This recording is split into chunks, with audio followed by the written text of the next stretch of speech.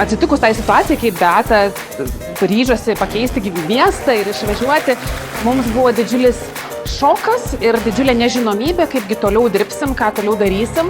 Bet kai atsirado Lina, kuris subūrė visus mokytojus, kuri tikrai savo energiją ir iniciatyvumu padarė tai, ką mes šiandien turim, tai mes tikrai labai džiaugiamės.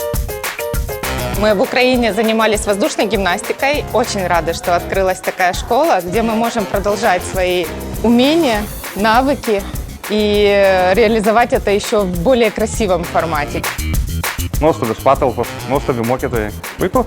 Man svarbiausia, kad vaikas gerai jaučiasi, gerai informacija suteikiama, yra rezultatas ir nėra jokių nemalonių emocijų vaikui. Eina su šypsena, tai manau geriausias dalykas.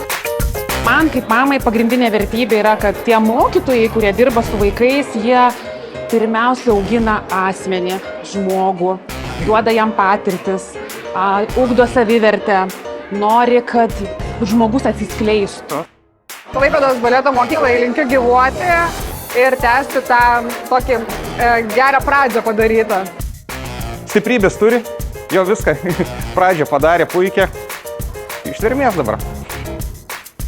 Nes šitam kolektyvui, šitiem mokytojams, šitiem puikiam vaikam, manau, įmanoma viskas. O mes kaip tėvai scenoje palaikom aplodismentais visada.